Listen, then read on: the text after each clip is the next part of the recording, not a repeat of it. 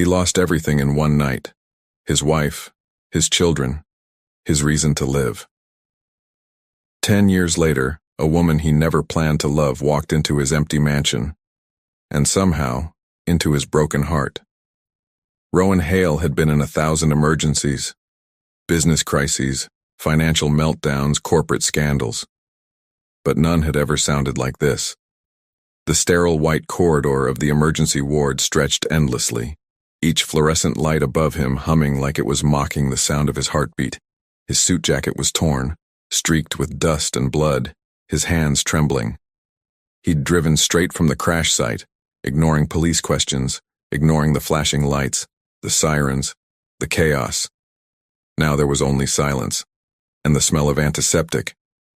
"Mr. Hale?" a nurse whispered, her voice small, uncertain.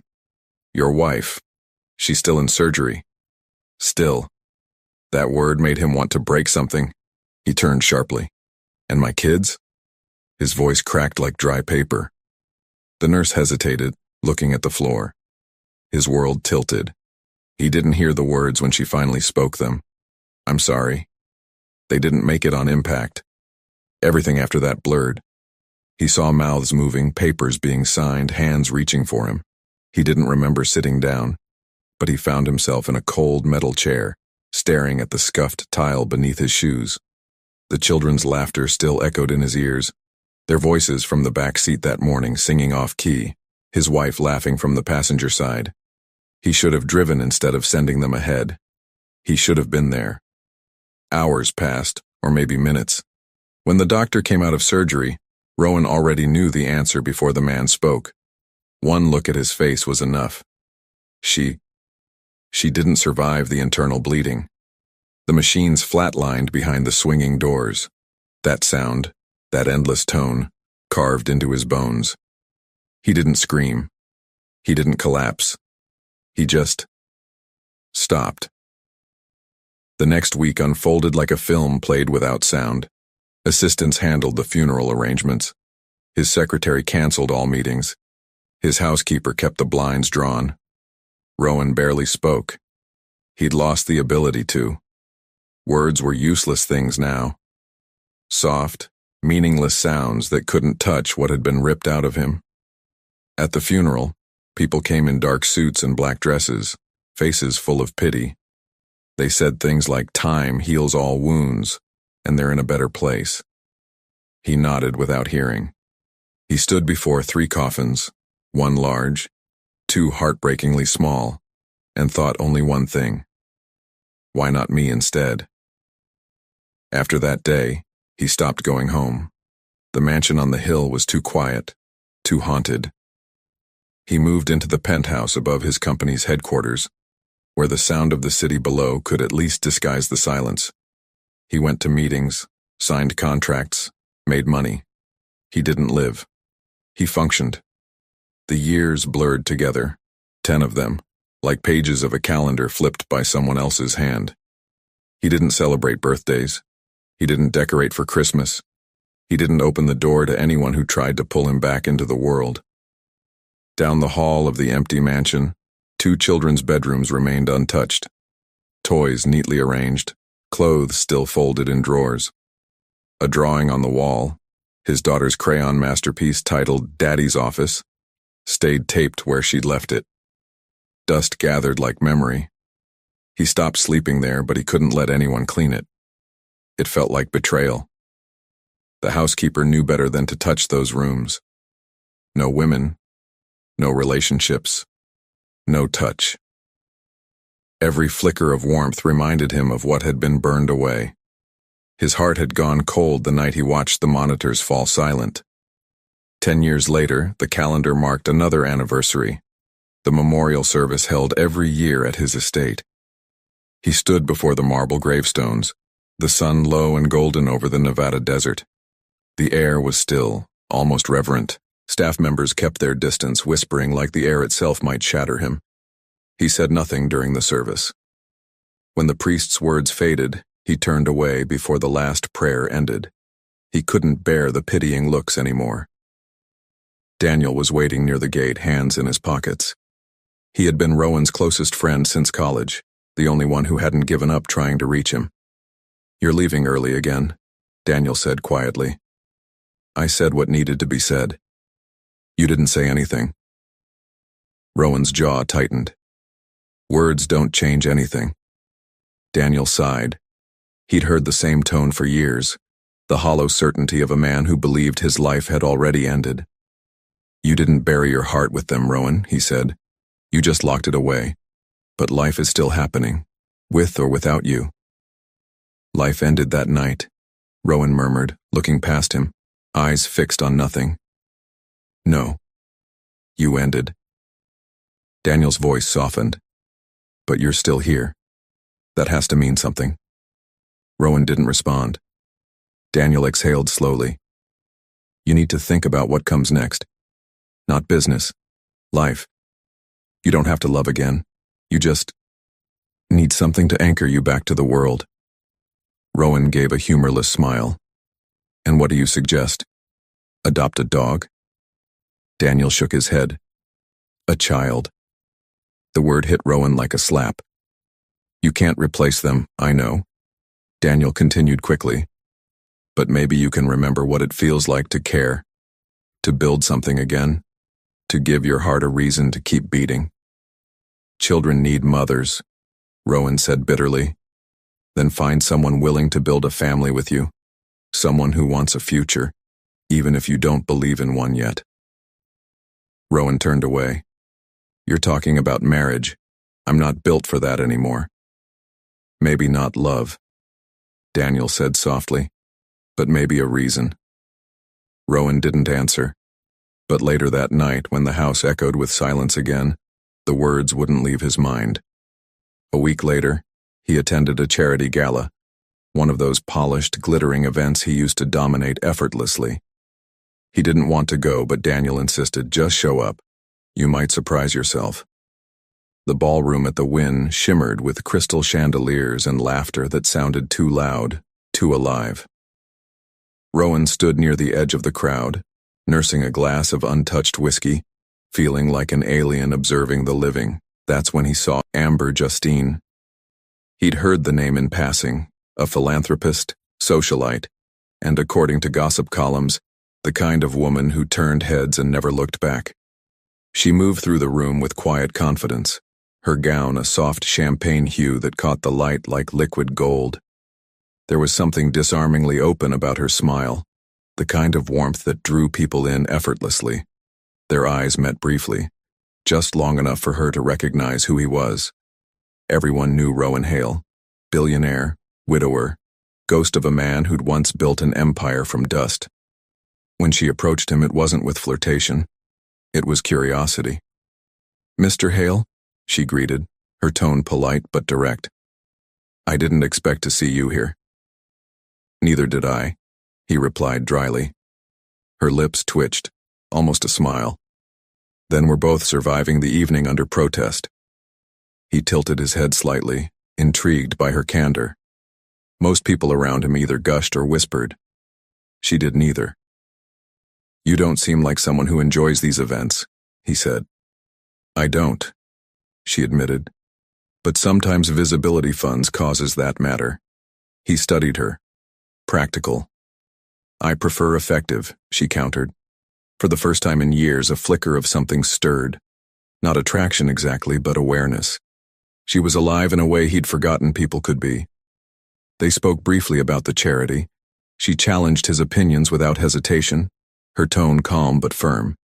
She wasn't impressed by his reputation, and that alone made her stand out. When the night ended, she excused herself first, her perfume a faint trace of something floral and clean. He watched her walk away, not because she was beautiful, though she was, but because she seemed untouched by the kind of emptiness that had consumed him. Days later, Daniel mentioned her name again over dinner. Amber Justine. Smart, independent, grounded. She's not like the others. If you're serious about rebuilding something, maybe start there. Rowan frowned. "You think I should marry her?" Daniel didn't blink. "I think you should talk to her. See if she'd be open to something. Practical." "Practical," Rowan echoed. "A transaction then?" "Maybe." Daniel said quietly. But even a transaction can bring something back to life. Rowan didn't believe that, but he reached out to her anyway. Their second meeting wasn't over dinner or drinks. It was in his office. Papers, contracts, the smell of ink and cold coffee. She arrived exactly on time, poised and calm. "I know what people say about you," she said without preamble, "and I know what you're offering." "This isn't about reputation," he replied. "It's about clarity." He told her the truth, or as much of it as he could manage. He wasn't offering love. He wasn't promising joy. He wanted a partner, not a fantasy. She would have financial security, a home, protection from the vultures that circled her social world. In return, she would be part of something that might, someday, resemble family. Amber listened, her expression unreadable. When he finished, she simply said, "A contract, not a love story." He met her gaze. Exactly. And so it began.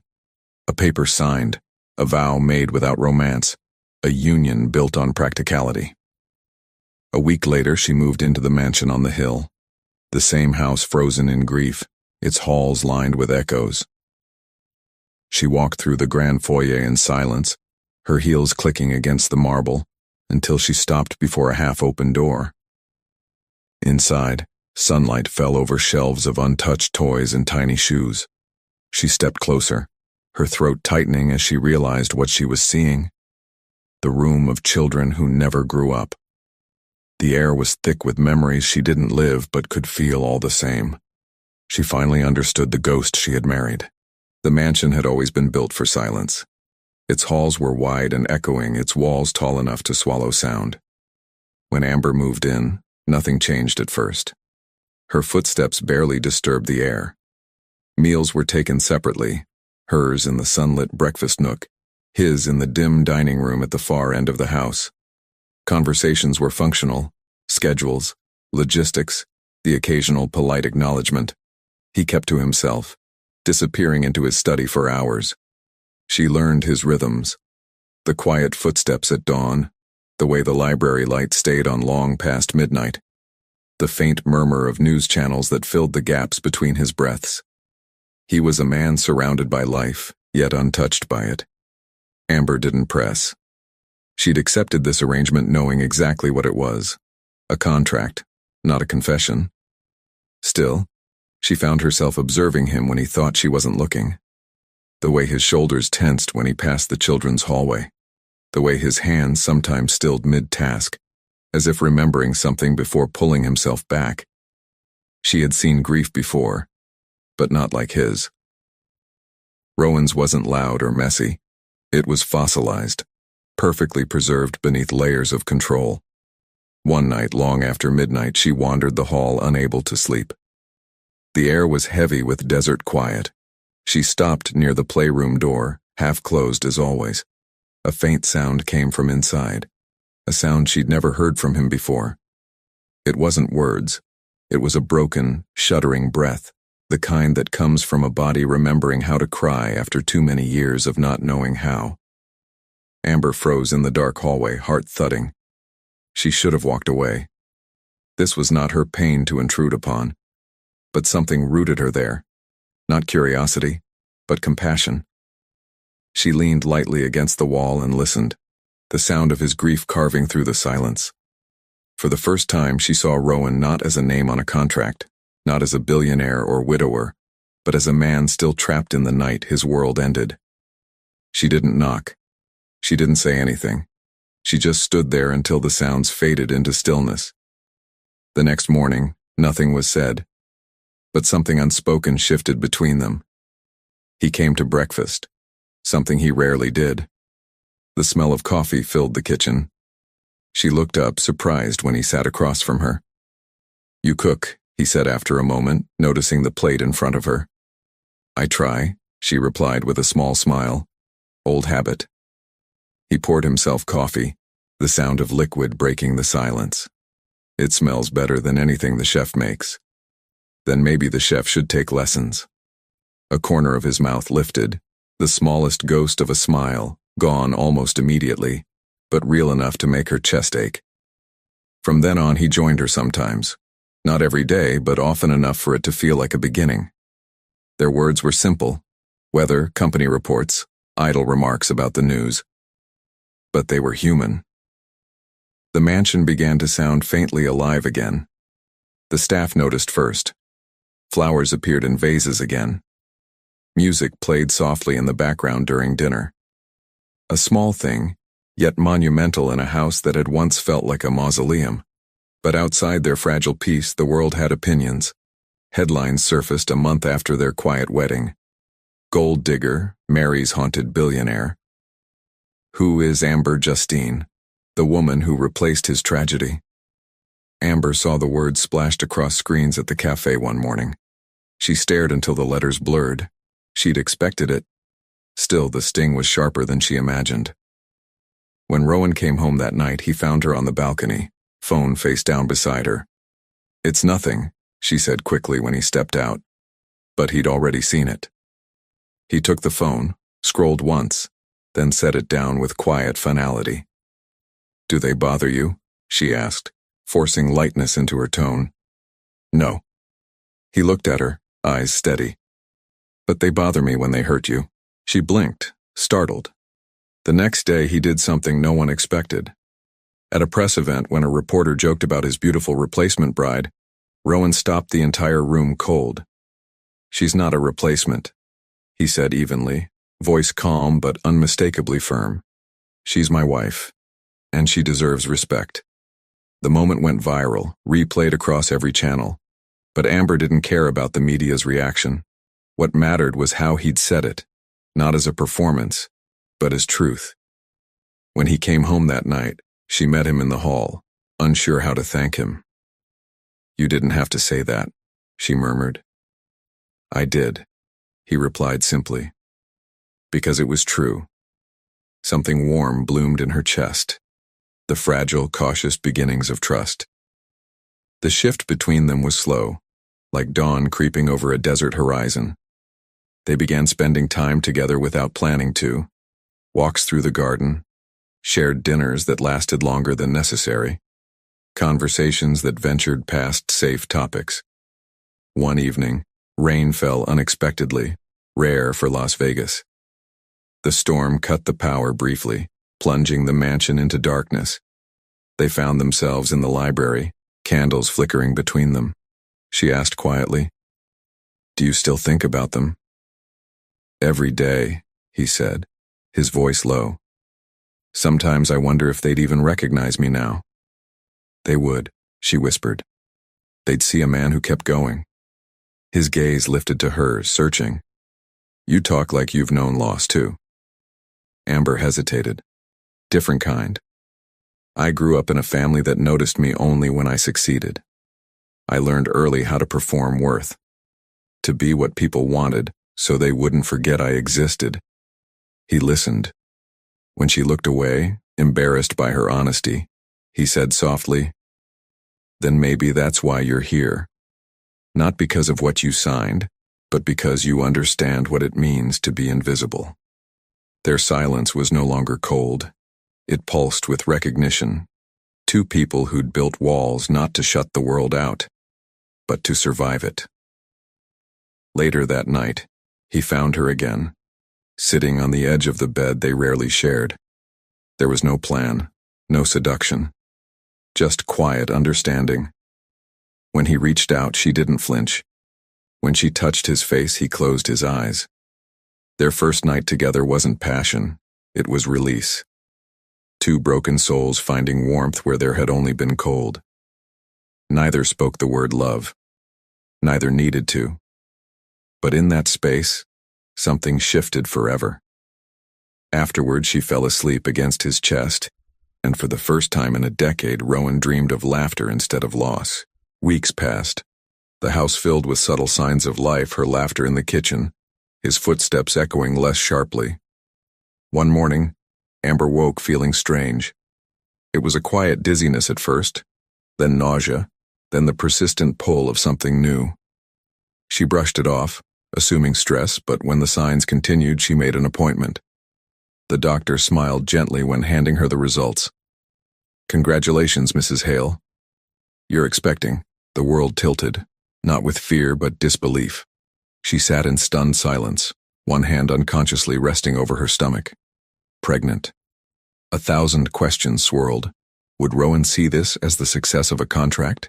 As duty fulfilled? Or would it unravel the fragile thing that had begun between them? She waited 2 days before telling him.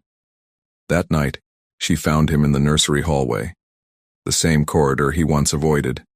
He was standing before the closed playroom door, lost in thought. "Rowan," she began softly. He turned. One look at her face and his expression changed. Concern, curiosity, something deeper.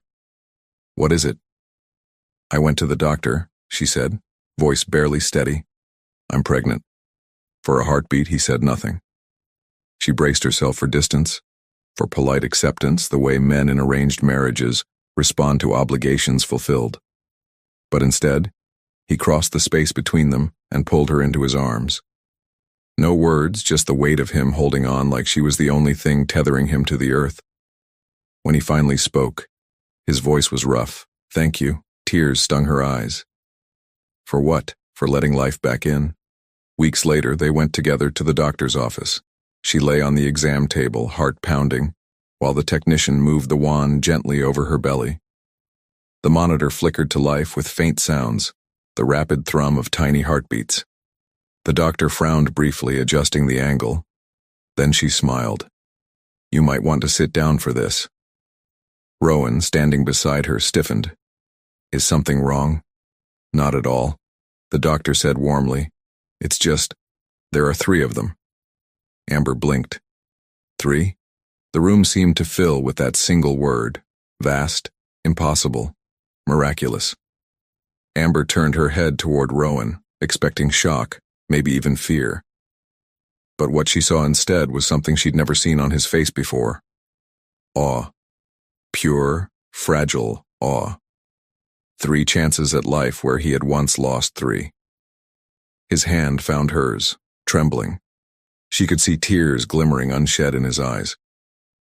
For the first time she knew, the man who'd once been hollow was beginning to fill with something new. Hope. Morning light spilled across the nursery walls like a promise.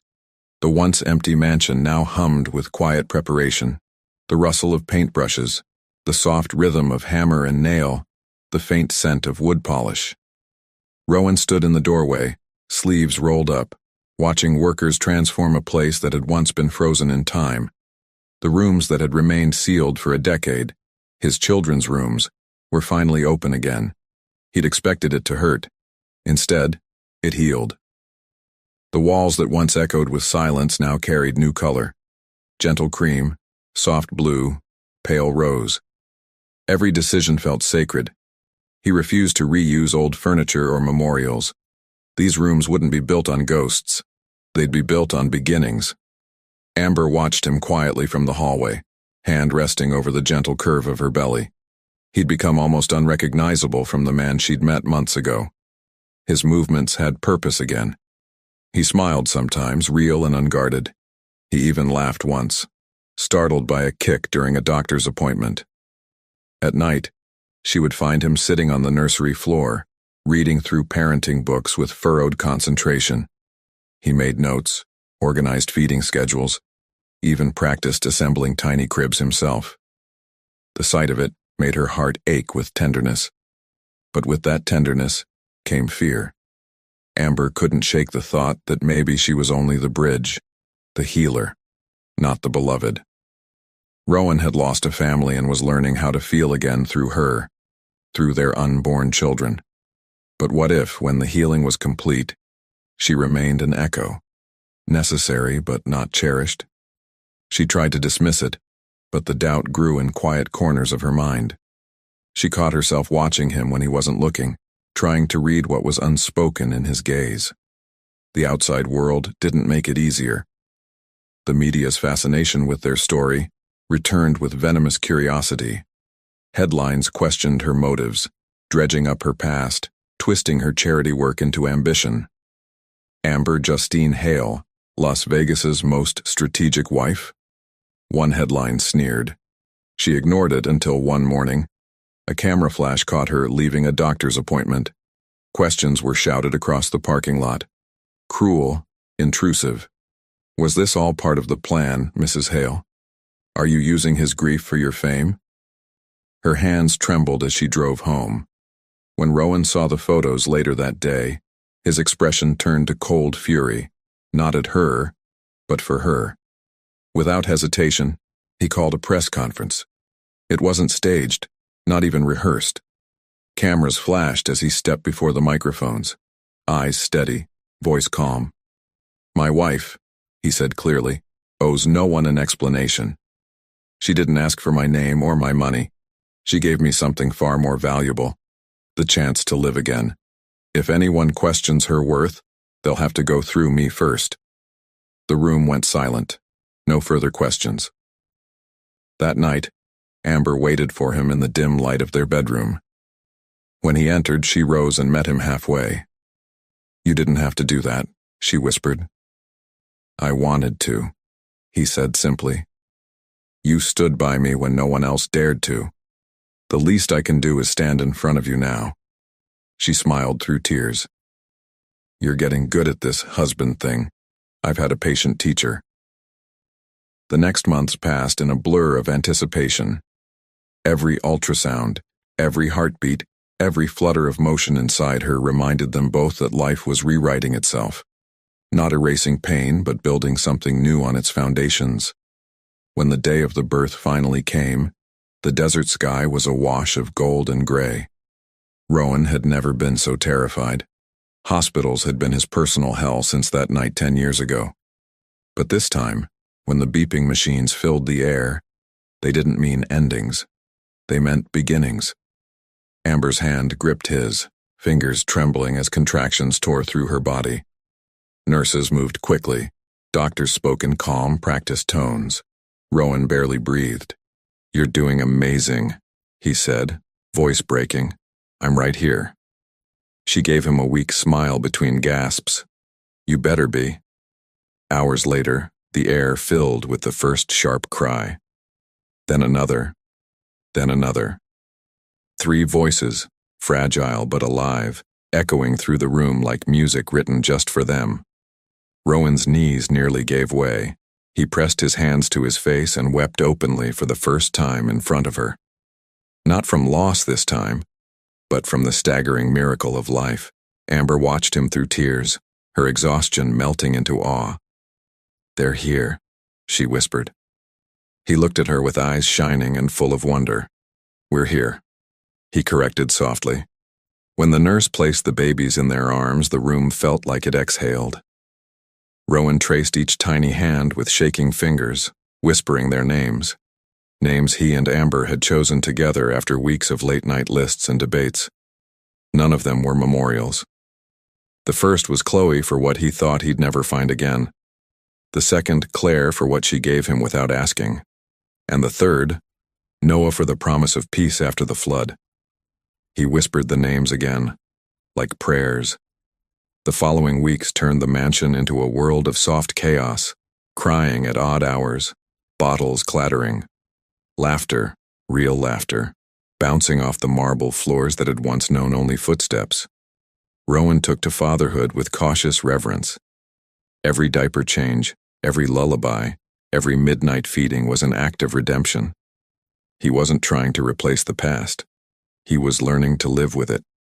Sometimes he would stand by the nursery doorway just to listen to the tiny sounds inside. Once, Amber found him there, motionless, the faintest smile ghosting his lips.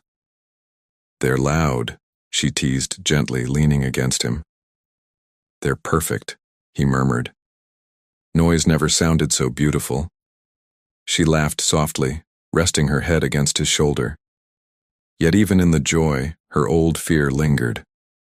Late one night, while feeding the smallest of the triplets, she whispered, Do you ever think that I'm just part of your healing?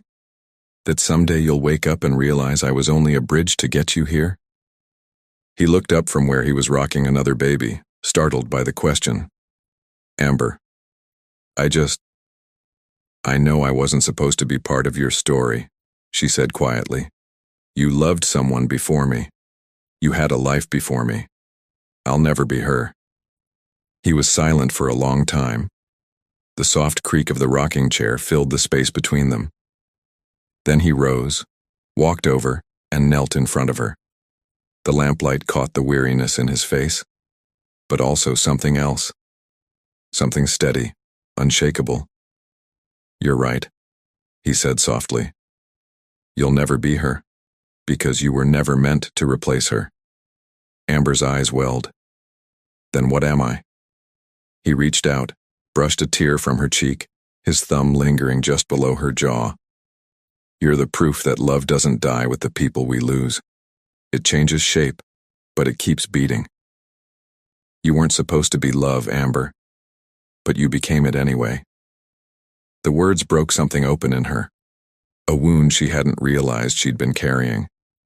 She leaned forward, tears falling freely, and he caught her against his chest. In the background, one of the babies made a small sound, half cry, half laugh. They both turned toward it, and the moment became lighter, softer, as if life itself refused to let them drown in sorrow again. Weeks turned into months. The desert outside the mansion bloomed under spring rain. Rowan returned to his company, but not to escape anymore, to provide. He spoke less of loss and more of future plans. The house that once stood as a monument to grief now thrummed with laughter, lullabies, and love. The nursery light glowed through the night, a soft beacon at the heart of the mansion. On one particularly quiet evening, Amber stood by the terrace doors watching the city lights shimmer below. Rowan joined her, one baby in his arms, two asleep upstairs. Do you ever miss the silence? She asked. He smiled faintly, not for a second. She turned to him, studying his face. The man who had once looked like stone now looked impossibly human, worn and beautiful in his vulnerability.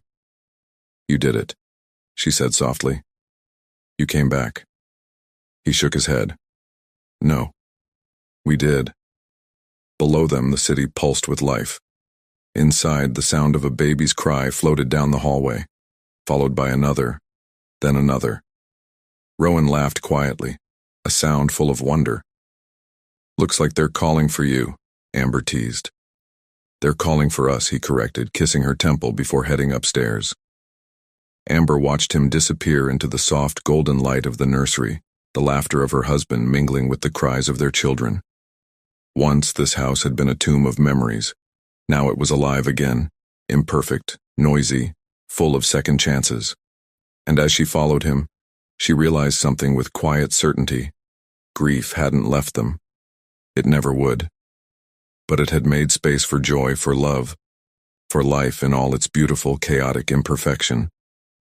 Upstairs, Rowan stood over the cribs, one hand resting gently on the railing, his heart full.